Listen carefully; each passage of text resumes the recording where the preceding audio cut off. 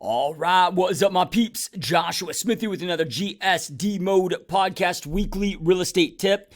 And today I'm going to break down how you can 2 to 3x your lead conversion and overall sales in your real estate business very quickly and very effectively. And this is going to apply, look, whether you're an agent trying to convert more buyers or sellers, or if you're a team leader or brokerage owner trying to convert more agent recruits. All of these things apply. And these also apply even if you're outside of real estate selling another product. Because what we're going to go deep into here is understanding human psychology, understanding the sales process, the sales follow-up process, and those important components to, again, convert more deals, convert more leads at the highest possible level. You know, it's been very rare throughout my whole entire experience, throughout my whole entire 18 years of running my own real estate team and building one of the top teams in the world, as well as, with all the coaching and consulting that I do with other agents, team leaders, and broker owners. It's very rare when I have somebody that comes to me and says, oh, I have a lead generation problem, that ever has really a lead generation problem. I mean, there's been a couple cases where somebody just didn't have any element of strategy. They had no lead flow coming in or whatever. But most, when they sit there and think that they have a lead generation problem, it boils down to a lead conversion problem. It boils down to their inability to convert those leads into clients, into customers. So it comes down to client acquisition. And look, as real estate professionals, again, whether you're an agent, team leader, or broker owner, there's a lot of hats that we have to wear. We've got to be able to go out there and write contracts and represent our clients, best needs. And like we got to be proficient, whether it be at a realtor or a brokerage level or a team leader level, and being able to fulfill on a lot of the activities that we need to do. But what is the most important element for all of us? The most important element for all of us to grow our business comes down to client acquisition. I don't care how great of a realtor or how great of a broker or whatever it is that you are. If you don't have customers coming in the door, if you don't know how to acquire customers, if you don't know how to go out there and recruit more agents and get your agents producing, you don't know how to recruit agents, you don't know how to close buyers, close sellers, look, you're going to be a great realtor, a great brokerage owner that is just broke as a joke. And then, unfortunately, at least in my 18 years or beyond 18 years of experience, look, I have met an insane amount of great realtors that are broke as a joke, right? So we've got to go out there and dial this in. Just understanding being a great realtor, meaning great at representing our clients, is not enough. We've got to become brilliant. We got to become amazing at client acquisition. And whoever's the best at client acquisition, and when I say client acquisition, that is, from lead gen, lead follow-up, taking, a stranger, somebody that hasn't done business with you before, and get them to do business with you. And our ability, if we can replicate that and duplicate that and do that at a very high level, our business grows and expands. So I was doing a company meeting the other day with my team, I don't know, either last Friday or the Friday before, can't remember offhand, Friday before last. And, I was asking him, I was like, okay, this agent over here, and I pointed out one of my agents, I'm like, let's just say, hypothetically speaking, you're converting this lead source at 3%. Now, and I pointed out another one of my agents, I said, again, hypothetically speaking, just using this example, this agent over here is converting at 10%. Same lead source, but this person's converting at 3%, you're converting at this one at 10%, you're at 3%. Do you necessarily need more leads? Right? This other agent has the same amount of leads and is converting well over 3x what you're converting at. So either making 3x more money or making the same amount of money in 3x lesser the amount of time, right? So this is what I'm talking about when it comes to, this acquisition of client acquisition.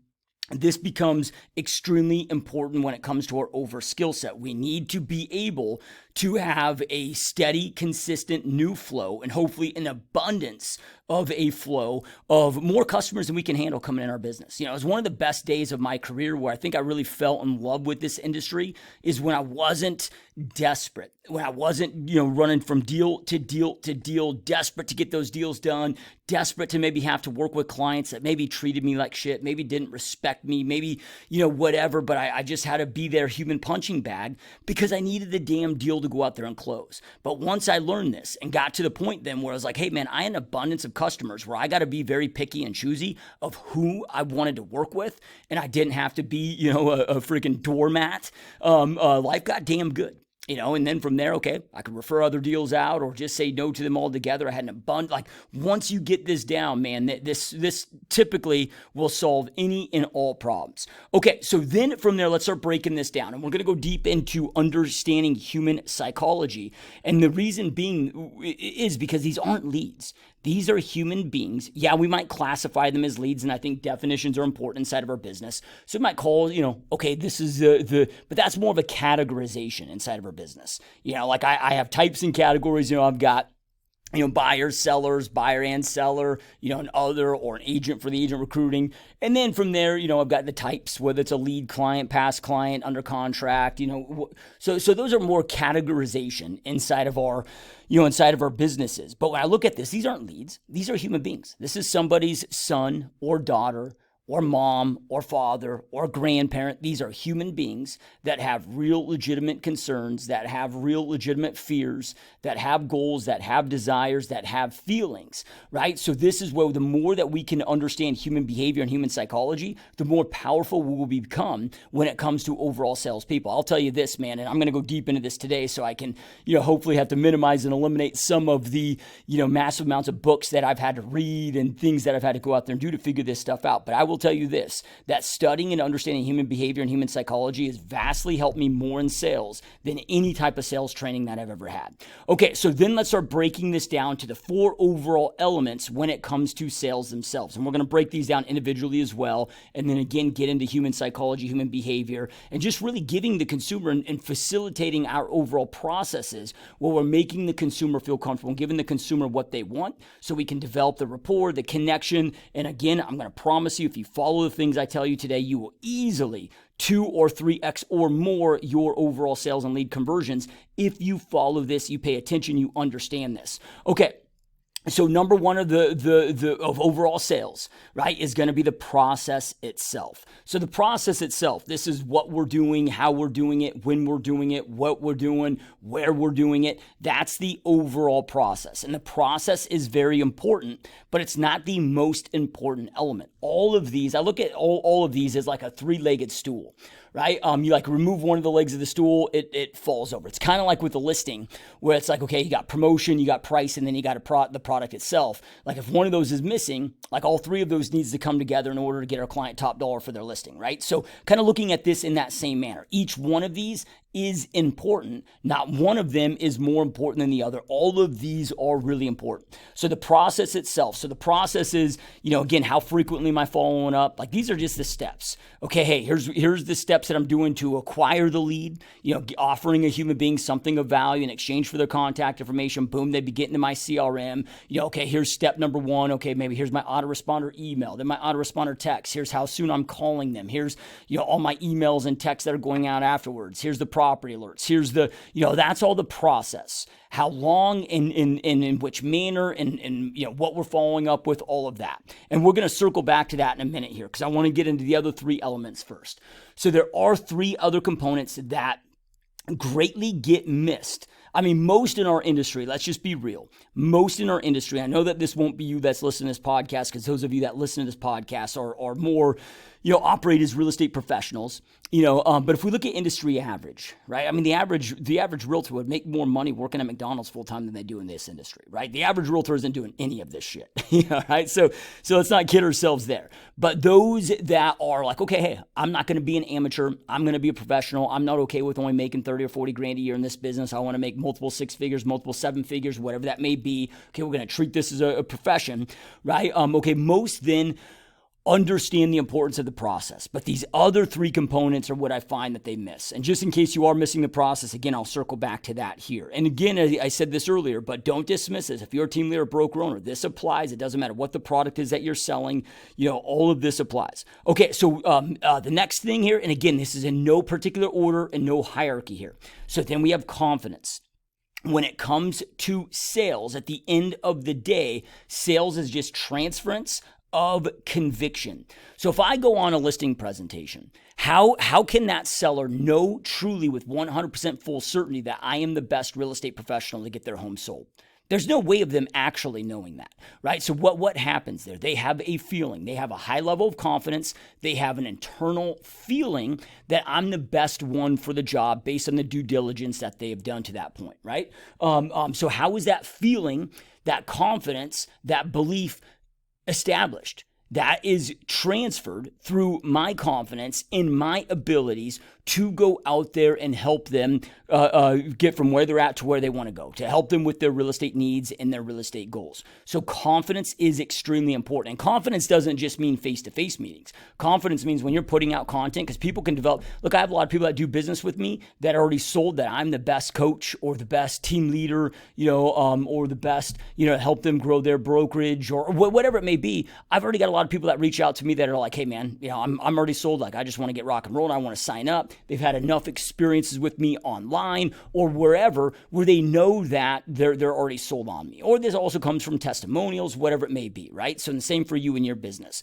So this doesn't always need to come from, one-on-one, like in-person meetings that people deliver this element of confidence, but that transference of confidence becomes extremely important, right? So now how is that level of confidence gained? Because at the end of the day, what are we selling? It's like we are not selling houses, right? Like it's not our real estate. People are also already bought and sold on the fact that they want to go out there and acquire real estate. So they want to own a home, they need to sell. Like they're already sold on that fact. So what are we selling when it comes to being realtors is we are selling that we are the best person. We are the best guide to get them from their current living situation to the living situation they want to go to. Those of you that are team leaders and broker owners, what are we selling? Like the agent's already sold. I don't have to talk them into getting licensed. They're already sold on the fact they want to create success in real estate and that this is the best vehicle for them to create opportunities for themselves and their family. What I'm doing is articulating that, hey, we are the best environment to get them from where they're currently at to where it is that they want to go with their real estate goals. So whether it be, their real estate goals as far as living situation or their real estate goals as far as a career, it's all the same thing. Whoever can articulate in the best manner that they are the best guide to get them from where they're at to where they want to go in the most effective, efficient, and profitable manner is going to win that game, right? So how do you develop that level of confidence? There's a couple different ways here. Number one is going to be through just experience, and I'm going to walk you through a way to fast forward this because this can be hacked. And this is something that I do with my new agents and so forth is, we want to hack this as quick as possible because they don't have necessarily the experience. So, but overall experience, you can hack it that way. You can you can gain it through that way. Like the more wins that you have, the more confidence you develop in your skill sets. Like we've got to be sold on our ability to get our clients, whether it be buyer, seller, or agents, that we are the best to get them from where they're at to where they want to go. We got to be fully sold on that fact because people will feel that, whether it's your tone of voice, whether it's the energy that you bring in the table. When I go into a listing presentation, I truly, with full certainty, believe that I'm doing that person a disservice if they do not sign on that dotted line with me. And if I allow them to make the decision to not go with me and go with one of my competitors, and I know, again, with full certainty that I'm the best, that nobody's going to work harder for them, that nobody's going to be more supportive, and nobody can do a better job at getting them from where they want to go to where they want to go. And I know that when 100% in my heart with full certainty, right? Like, okay, that gets exuded, that gets transferred. Just like we're no different when I'm recruiting an agent or talking to an agent about coaching or team leader, broker owner about coaching. Look, and take this with a grain of salt because I'm biased, but I want to be biased and I need to be biased. I truly believe that there's not another human being on this planet that can take any real estate agent from where they're at to where they want to go, regardless if they're an agent, team leader, broker owner. And I'll go head to head with any person out there that exists in the industry. Like I'm that level of certainty in my skill set. And part of that's because that skill set's, been acquired, from just building my own business and becoming one of the top in the industry and, helping so many others, over 5,000 coaching clients and, 120 plus brokerage owners, growing, expanding their brokerages. And so some of that is acquired, but then also internally, I know what I bring to the table, right? Not just from a skill set standpoint, but I know that nobody else out there cares for their clients as much as me. I know that, man, nobody's going to, most of my competitors are going to be doing, whatever on a Sunday morning to jump on a call or freaking, like this last Easter morning, I jumped on a call with a coaching client that was in a tough spot. Like I know that I'm willing to do whatever it takes to get my clients dialed in. And again, we're talking whether it's real estate business. I'm not trying to make this about coaching. I'm just trying to let you know of that mental game that we want to and need to get into when it comes to this.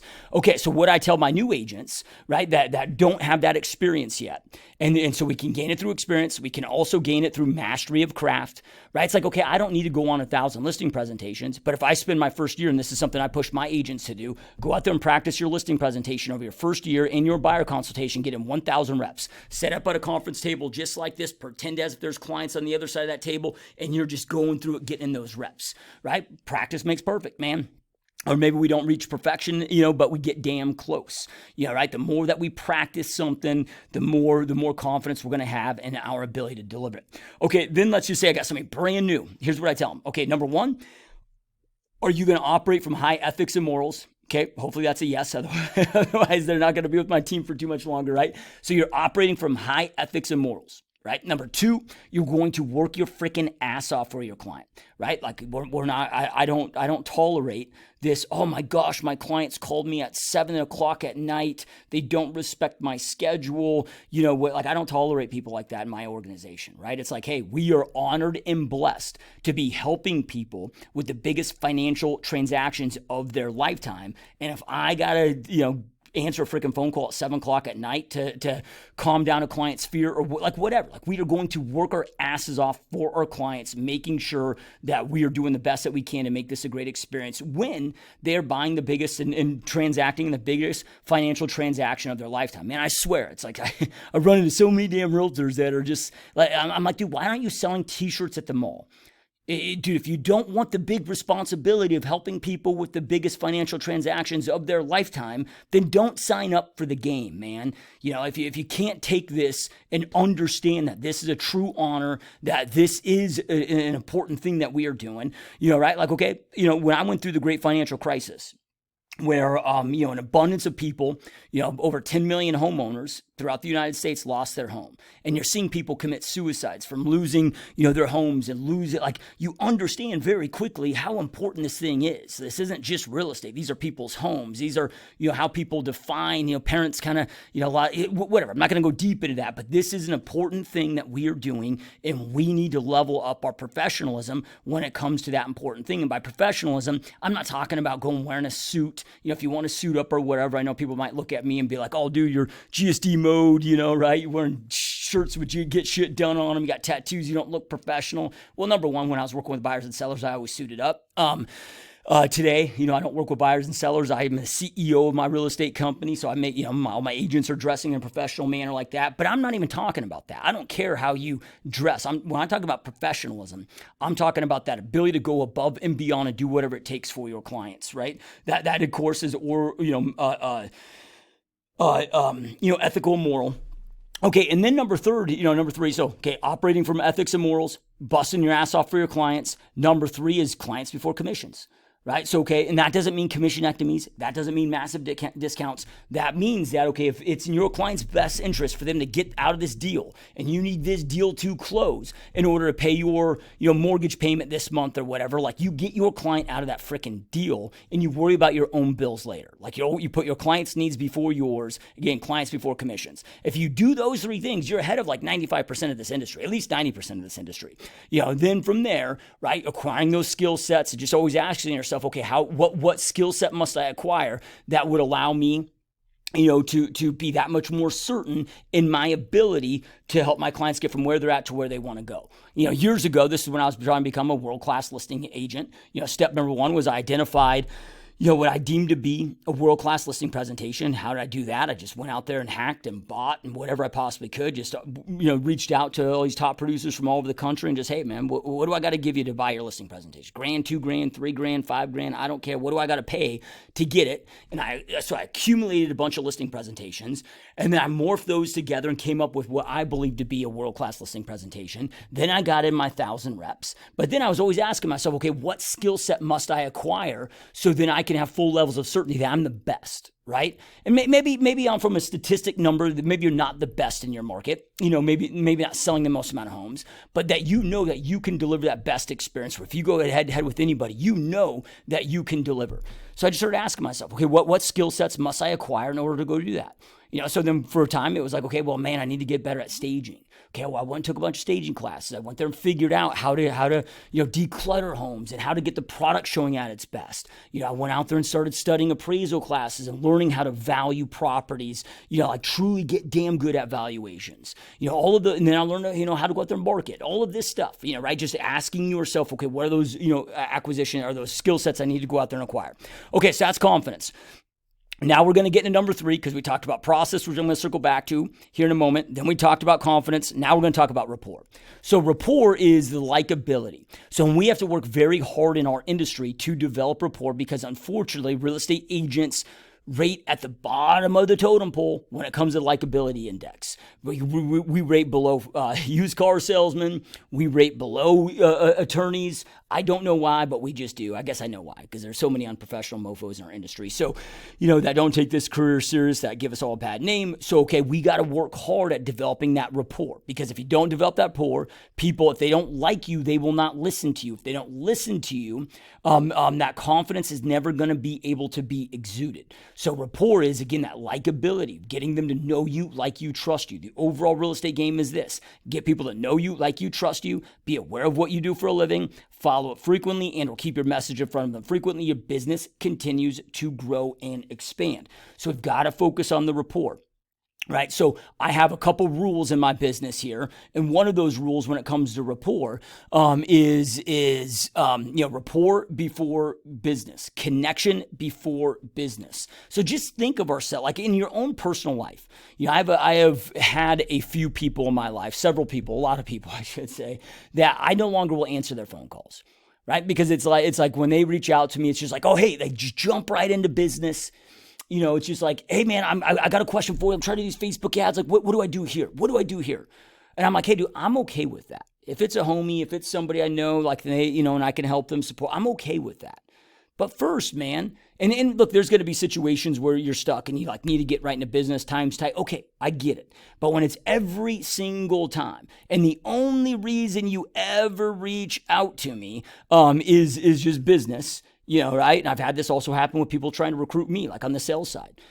People that it got to the point where it was like, okay, it became very evident that there was no such thing as a friendship, that they did not give two shits about me or my family or things that are important to me. They just wanted to recruit me for business. Eventually, I stopped answering their calls, right? Because and I don't care about, I'm not sensitive to being sold. I love sales. Like I love answering the door when people are door selling me. Like I reverse engineer their sales pitch. Like I love the solar panel dude knocking on my door, right? So I'm all about being sold. Fucking pitch me, sell me. I love it, right? But first, dude, like butter me up a little bit, right? Like show me that you care, so I don't want to ever do that to a lead, to a client, to a past client, so connection before business. And I know there's a lot of sales trainers out there that, are like, oh, just make it about business. At the end of the day, it's about business. Look, I have found that personally, in my experience, to be terrible advice, right? When it comes to lead follow-up, when it comes to past clients, focus on that rapport, focus on that connection first, checking in on them. Hey, how are you and the family doing? And this is where the process becomes important. So it's like every conversation that I have, I notate that in my CRM. So when I reach out to them, it might be like, oh, hey, just wanted to check in. Joe, see how you're doing, man. Last time we talked, you got that new job promotion, man. I've been excited to hear about it. How's it going so far? Tell me about it. Like, we'll get into business. Connection first, business second. Right? And a lot of rapport when it comes down to likability. And I'm going to go deeper into this here in a moment. But a lot of rapport and likability comes down to how you approach these conversations, which I'm going to circle back to that because that's going to be tonality and a couple other tactics I'm going to walk you through that are extremely important. Okay, so then the next and the final component here, the fourth component. Now, but once I go through all these components, now I'm going to circle back into the human behavior. So stick with me here. So then the next thing is enthusiasm. So enthusiasm is excitement for what it is that you do. People want to work with enthusiastic people. So the excitement that you have to go out there and help out your clientele. And just think about this. Like when you walk around, dude, like, do you have resting bitch face? Do you walk around like freaking Eeyore? Do you walk around moping when you're calling leads or calling clients or even cold calls or whatever? Are you, hey, how's it going? monotone, freaking Eeyore, Debbie Downer, whatever name you want to attach to it, that is somebody that people just don't want to work with. They don't want to be around, right? Like, okay, versus that, like walk around with a big ass smile on your face. And I don't give a shit if you're in the worst mood, fake it. Who cares, right? Quit being a narcissist. Like life isn't, quit taking life so serious. You're not getting out alive anyway. You could even if you have a bad day, like leave that shit at your house. And then you show up in the world. You control your mood. Right? So like I might be having a bad morning, might be leaving the house, maybe got some bad news, maybe, I don't know, an argument with, family member, my wife, whatever, not that we argue a lot, but just using this as an example. Okay, like when I leave that house, because the second I leave this house in real estate, like business is always on. Right? Because I never know where I'm going to run into somebody, whatever. I got the biggest damn smile on my face. I'm ecstatic about life. Now, I may not truly internally be ecstatic about life, but nobody else is going to fucking know that. Right? So enthusiasm is the excitement for what it is that you do. When you're walking around, man, do you exude positive energy? Are you walking tall? Are you walking with your shoulders back? Are you walking with confidence? Are you somebody that's exuding that confidence and exuding that enthusiasm? When you call people, it's, hey, how the hell are you? How things, maybe don't say, right? I mean, I do, but, but hey, how the heck are you doing, man? How's it going? How's life? Tell me about it. Right? Like, oh, hey, when they ask, how are you doing? Oh, fantastic. Thank you so much for asking. Right? Like operating from that element of enthusiasm. And enthusiasm isn't just your energy and excitement for what you do. It's excitement for what you do. But it's not just, your words that you speak. People can sense your enthusiasm, sense your energy, from how you show up. Okay, so now I'm going to circle back into human behavior here, and how this kind of comes into all of these things when it comes to rapport, and this will also help you with the process as we circle back in the process. So when we understand human behavior, there's two important things to understand when it comes to human behavior with the time and the era that we are in. Okay, so number one, the deepest desire of all human beings is the feeling of significance, right? So if we break this down, and this is the same for you, whether you want to admit it or not, it is the same for you. It's the reason as why you go post on social media and you go check to see how many likes and comments that you got. Like we want to feel significant. We want to feel important. We want to feel special, right? It's the single deepest desire of all human beings that exists out there is that feeling of significance. So with that being said, if you want to master sales, you want to master follow-up and conversions, give people what they want. And I'm not saying this from a place of manipulation or deceit. I look at this when it comes to my clients, like how I put food on the table for my wife and for my kids is through, like, I don't know about you, but I don't get paid a salary. Like I get paid for closing deals, whatever. I think that's the way that we all get paid, all of us that are watching this. So what is the most significant thing to my business then? My customers and potential customers, right? It's the only thing of significance, right? Like if they don't exist in my world, then I don't have money coming in. I can't put food on the table for my wife and my kids. This business isn't going to last then for me. So I don't look at this as a place of again, manipulation or deceit. I look at it as, okay, these are the most significant people for, when it comes to my overall business. Let me then show them how important they are to me, and let me give them that, because if they are the most significant people, okay, let them know they're the most significant people. How do you make people feel significant in the era that we are in? And not just the era that we are in. This is, at least been ever, this is time tested. Yeah, I'm just taking this out of Dale Carnegie's How to Win Friends and Influence People, but you be interested, not interesting. Right? And today it's easier than ever before. Even that book is more relevant and powerful today than it was when it was written in the 1930s. Because today people are so freaking distracted. Like just ask yourself this. When's the last time somebody gave you 5 minutes of their uninterrupted, full, undivided, full attention? They were looking you in the eyes. They weren't checking their phone. You felt that they were truly, genuinely interested in everything you had to say. They weren't trying to hijack the conversation. You weren't like starting to talk about something and they're like, oh yeah, me too, Mike, and they make it all about them. No, they just sat there and freaking listened. Right? And it made you feel special. It made you feel significant. You probably can't even think of the last time somebody did that to you and for you. And I'm not faulting and blaming other people. Right? To me, it happens like every single day where somebody will come up and ask me a question, one of my agents or somebody in my office or somebody else, at an event or whatever. They'll come up and ask me a question. I'll go to start answering it, and then they're checking their phone. I'm like, dude, did you really want my answer? And I know they're not meaning anything by it. It's just a world that we're living in. People are exuding, in that moment, that person just made me feel that what the words that I had to say don't matter to them. Right? Okay, like, what are you asking me a question to make me feel good? Like, why the fuck do you even ask me this question? If you're not going to pay attention to what I had to say, like, I don't want to waste oxygen. I got plenty of other people to talk to. I got a wife and kid to go see. Like, why are you wasting my fucking time if you're not even going to pay attention? And again, it's not that they're trying to be rude, right? It's just, this is how we just have gotten domesticated to operate. Just make sure that this isn't you. Right? So then again, like when I'm reaching out, whether it be past clients, whether it be leads, whether it be whatever, I'm looking for connection points so I can find out, like when I find out why they're looking to move, maybe with their kid and find out about kids, and again, Dale Carnegie, How to Win Friends and Influence People. I follow the Ford analogy. I'm trying to find out as quickly as I possibly can during any interaction of the lead gen, lead follow-up, sales process about the family, occupation, recreation, dreams in this case meaning dream homes, plus other aspirations and dreams in life. So then I can, I'm notating those in my CRM, and I'm always trying to follow up with them on those things. And, so be interested, not interesting. And this is when I talked about that rapport. The more that you do this, the more powerful that rapport is going to be. Okay, so that's number one. The secondary thing is understanding that the consumer, today in the era that we are in, people want to be able to gather the information that they want to gather, but they want to be able to gather in a safe, comfortable place so they can gather all the information to make their best informed decision for themselves and for their family without being pushed, out being pressured, out being haggled, and without being hassled, right? So and this is what we all want. We all want the same thing. Just imagine this, like a bad experience for probably all of us that isn't, that we don't get excited about, like buying a car. Why don't you like going down to the lot, checking out the car and test driving the car?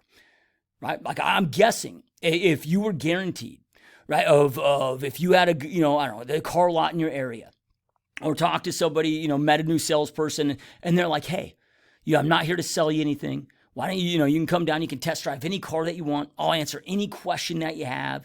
And if you want, we can run the numbers, let you know what that looks like. But you know with full certainty, and you are promised that you will never be sold. You'll never be pushed. They're not going to take your keys and play that whole stupid fucking game that they play, or some of them play, during that experience that makes it uncomfortable for it. There's a reason why we don't like that experience. Now, remember, realtors are below car salesmen. Yeah, right. And this comes to, and the same thing, like, why don't you don't think, if you're a broker owner or a team leader, you don't think that other agents out there don't want to know what you have going on? They don't want to know all the things that you offer and all the things that, splits and systems. Why aren't they doing the due diligence though? Why aren't you even getting to the point of being able to sit at the, the conference room table together? Is because, dude, like we all just get pitched all day long. It's like everybody, it's just freaking sell. Right? And people don't want that. Again, they want all the information that they need to make their best informed decision for themselves and their families, whether it's about buying or selling a house or making a switch as far as an agent career, but be able to do this in a safe, comfortable, non-pushy, non-pressure environment, right? So just give the consumer what they want. And this has been a game changer for me. This is something that I learned about 15 years ago that 100% changed every element of every one of my businesses, right? Is offering a very strict, absolute no pressure policy. But it's not just putting this on a website or not just telling you got to remind and everything that you're doing, just articulating this. And then eventually they have enough experiences with you and realize that, holy shit, he's true to his word. Right? Holy crap. He's true to his word. It's like when I get, calls right now, like and you can see this in live action. If you go to gsdmode.com, the very top there is an option to book a 100%, and what do I put on that? Look at the verbiage. Schedule your 100% zero pressure strategy call with Joshua Smith to learn more about coaching pro, whatever. But then when you click on that, you go to the next step. What does it say? We operate by a very strict, absolute no pressure policy. These calls exist to just answer all your questions, provide you all the information that you need to make your best informed decision for you and for your real estate business. So whether I'm working with a buyer or a seller or agent recruit or selling coaching or whatever I do, I operate by this very strict policy.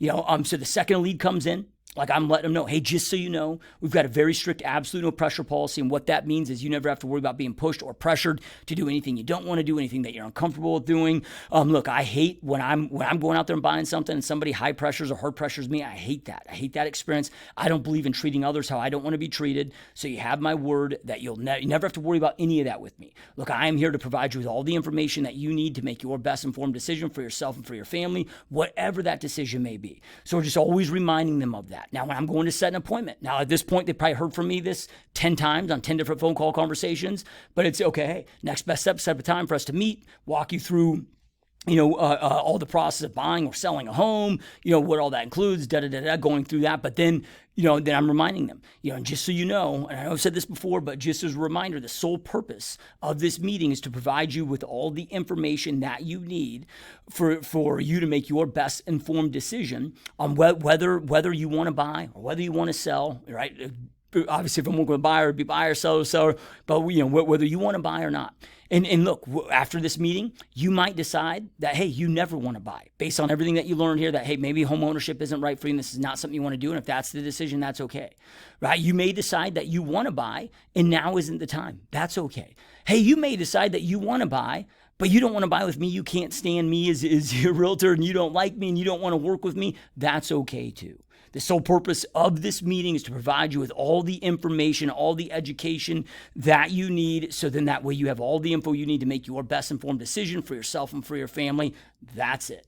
Right? So just that increases the number because look, people want the information. You don't think that they don't want the information in the process and to be able to see if they qualify.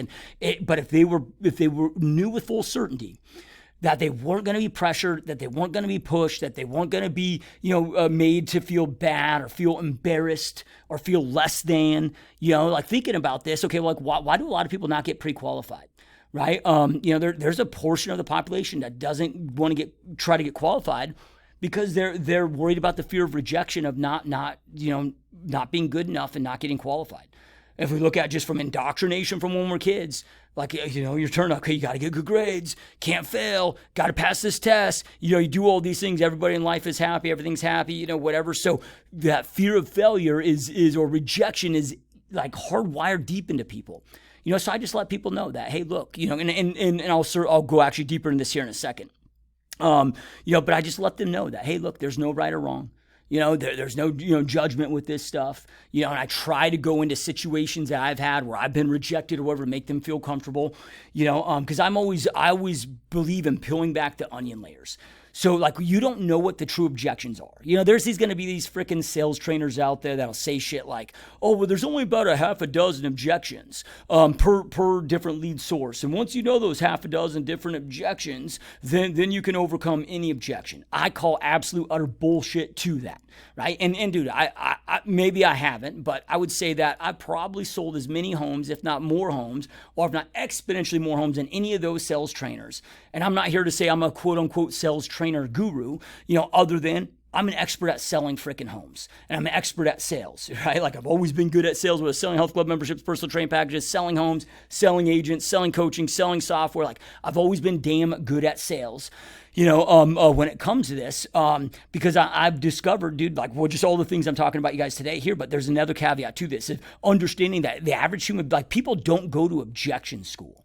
They're not delivered this 6 objections to go out there and give. Like they don't even know half the time or most of the time why they're even giving the objections, right? So, okay, like I just got to ask questions and I'm going to pre-frame with those questions so I can peel back that onion layer, because objections are just a lack of education. Objections are just a lack of education, whether that education is on the consumer's behalf or on our behalf. Right? Like the objection may not be objection. It just may be a reality of the situation. We just don't have all the details yet to know if that is a legitimate objection or not, right? As to why they're not moving forward. So objection is just a lack of education. Might be on their behalf, might be on your behalf. So I got to peel back the onion layer, man. They don't know why they're giving the objection in most cases. So let's just say somebody's like, we're just, we don't really feel like moving forward yet. Okay, well then I'm going to pre-frame this, and pre-framing is important. So hey, just a reminder, I've got a very strict absolute no sales policy inside my organization, meaning you'll never be pushed, you'll never be pressured. So I'm not asking this question, to try to sell you and try to push you into doing anything that you don't want to do. I'm asking this question because unless I have all the information that I need, I'm unable to serve and support at the highest level, through this process. So with that being said, what is prohibiting you from wanting to move forward? What is prohibiting, and for that thing is, what's prohibiting you from, wanting to move forward and having a conversation with the lender? As we talked about before, with the pre-qual process, that's the next best step of the process that we have to do, in order to move forward. Now, there's zero obligation. If you don't like the numbers that you see, whatever that may be, there's no obligation. If you find another lender you like better, you don't have to move forward with that lender. You don't have to move forward with any of this process. But let me ask you this: what is prohibiting you from moving forward, with this next step of the process?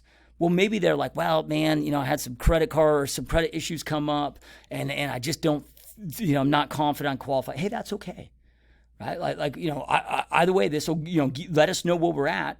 And look, we'll work with a lot of clients that can't qualify yet, but this allows us to put a game plan together with credit repair and different things together where maybe you don't qualify for today, but at least we have that awareness and that knowledge, and we can put a game plan together where maybe you do qualify in 6 to 12 months. So then at least we know what the next steps are. I mean, the first step to solve any problem is just that awareness. There's no judgment here. I'm just here to serve support and help you, and try to, navigate this and figure this out and help you do what's best for you and your family.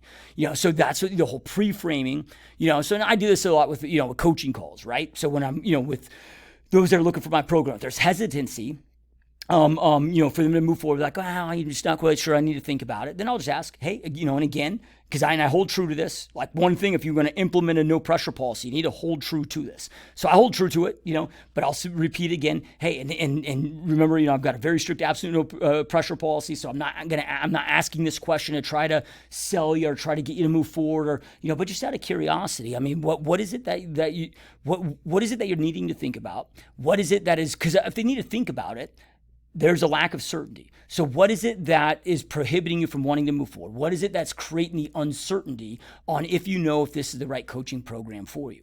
Because it may be or may not be for them, right? But we both need to know that. And I'm always upfront and honest with people of hey, my coaching isn't for you. This isn't going to be the solution for you, or if it is, but I don't know that until I know that. They don't know that until they know that. So it gives us a chance to peel back that onion layer that much further, right? So, that's just, again, human behavior, human psychology, understanding that, pre-framing, going deeper with this stuff. Okay, so now we're going to circle back to the process itself. We're almost done here, I promise. So again, the process, as I said, because we got when it comes to overall sales, we got the process, and then we got confidence, rapport, enthusiasm. In order to deploy all of these things, we need to understand human psychology, which are all those things that we've already talked about. Now at the process here. So this becomes really important, making sure that you understand the timeline and the psychology of each lead source, so then you can set up the right process and bring all of these things full circle that we've talked about today. So when I'm looking at each lead source, okay, like when I'm converting a Zillow lead, my process is vastly different than when I'm converting a Facebook lead, which is vastly different than an open house lead, which is vastly different than a FSBO or an expired. A FSBO is different than an expired, right? So what I recommend is when you're mapping this out is identify a world-class or a high converting process, that it's going to take. So the process is, okay, what am I sending them? What am I doing to follow up? When am I doing it? How am I doing it? Where am I doing it? So then this way you can go out there and set this up inside your business. And this is where our CRMs really become imperative.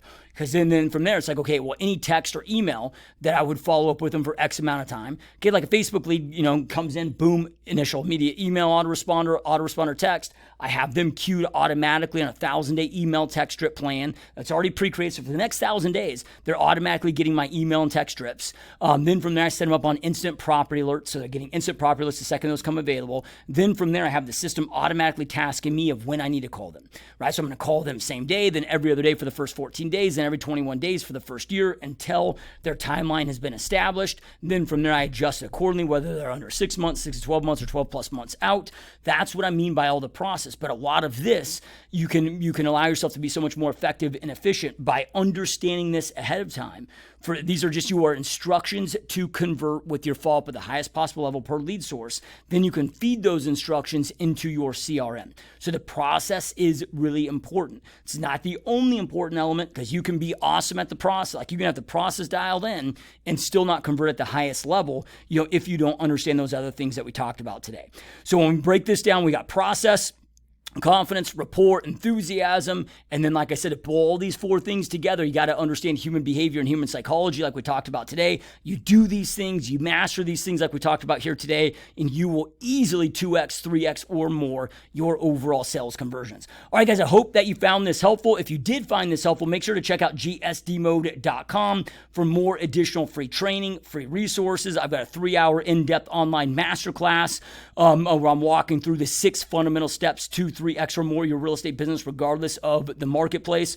So right now, I've got that training going on because the market is doing some crazy shit right now. The massive transaction volume decline. I want to make sure, just because we got transaction volume contraction, I want to make sure that your business is growing and expanding right now in this market, and you're kicking ass. That's what that class is all about. 100% free. Go check it out. It's again at gsdmode.com. Also, if you are looking to take your business to the next level, if you're sick and tired of being stagnant where your business is at, regardless whether you're an agent, team leader, or broker owner, and you're looking to take your business to the next level, and you're looking for hands down the best person in the game to help you grow and scale your business, which is me, make sure to check out gsdmode.com. Go click on that coaching tab. You can schedule 100% zero pressure discovery call with me personally. Like we talked about today, man, there's no, I'm just here to answer all your questions, let you know what's included in the program, answer any questions that you have. If it's fit for you, cool. If not, that's okay too. Yeah, you've had my word. I'm not going to ask you to whip out a credit card. I'm not going to beg you.